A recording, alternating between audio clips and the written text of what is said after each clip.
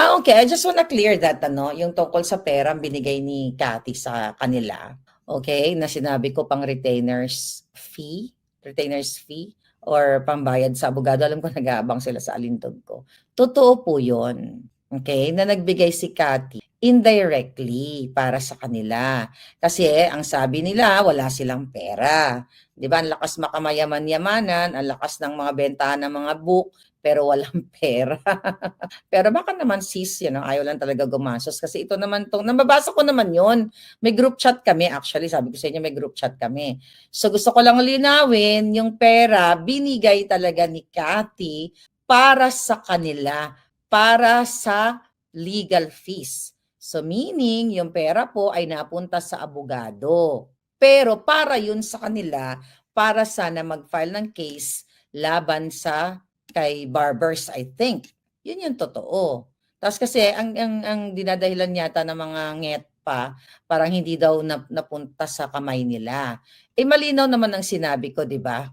Binigyan kayo ng pera ni Cathy para sa retainer's fee, para sa abogado. So meaning, ang pera napunta sa abogado. Sinabi ko 'yun. Oh. Oh, dinila kasi ang mini-mini nila binigay sa kanila isa-isa, so nagpaldo sila ganyan-ganyan. Walang ganon. So ang sabi ko ay pinambayad sa abogado. Pati press con nga si Cathy ang nagbayad.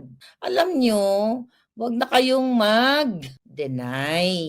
Nag-group chat naman, nakikita ko naman ang mga eksena, although kusang loob ni Cathy yun. Gusto ko lang klaruhin, kusang loob ni Cathy yun dahil kausap ko naman yung tao. Kusang loob na nagbibigay. Para ako may kusa din naman.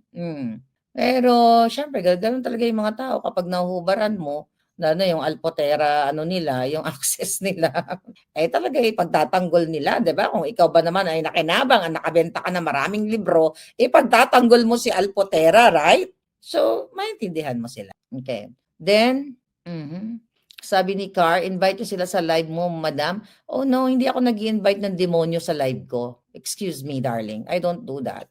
Hindi ako nag-i-invite ng mga demonyong bayaran sa live ko. Pag nalaman na nating demonyo, wala silang puwang sa platform natin.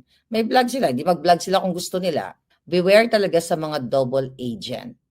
Oo, ganun talaga. Anyway, may mga plano, mga nabuong plano kahapon, I think. Magta-travel pa tayo ng magta-travel. So, abangan ninyo dahil nandiyan ako lagi. Okay, tignan natin to. Okay. Si Cathy hindi sasagot yan. In-advisean ko na yan na wag sumagot sa mga pangit. Okay. So, yung post ni Cathy na, oo, marami nag sa kanya, bakit daw hindi nagko-comment si Cathy sa issue. Alam nyo, ang nabasa ko yung sinabi ni Cathy na yung sagot niya, parang wala siyang comment kasi wala siya sa pinangyarihan. Liwanagin natin yan.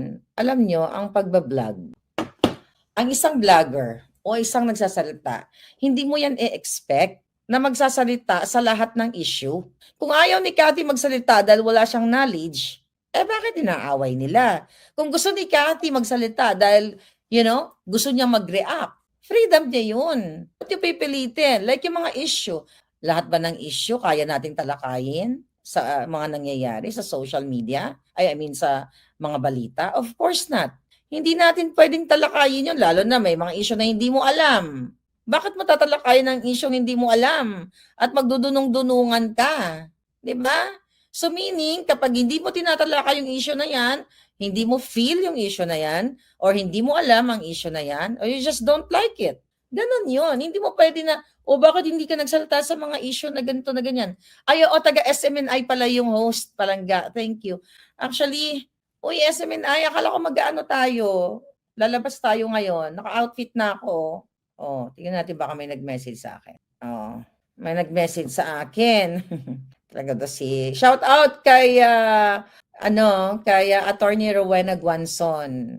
Damo gid nga salamat sa pagbulig sa mga ginabuligan mo. Damo gid nga salamat. Dun sa mga issue na bakit hindi ka nagsasalta ng ganon.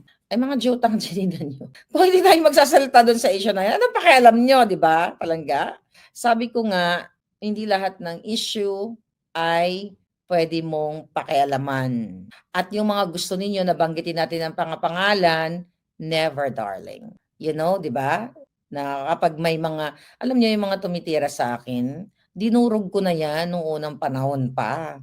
Nakapag-move on na ako. So, gusto nila akong pag-usapan, eh, di bongga, 'di ba? At least, habang nag-e-enjoy ako with my friends, I'm enjoying Melbourne, eh, ako ang kanilang pinag-uusapan, 'di ba? Ang saya-saya.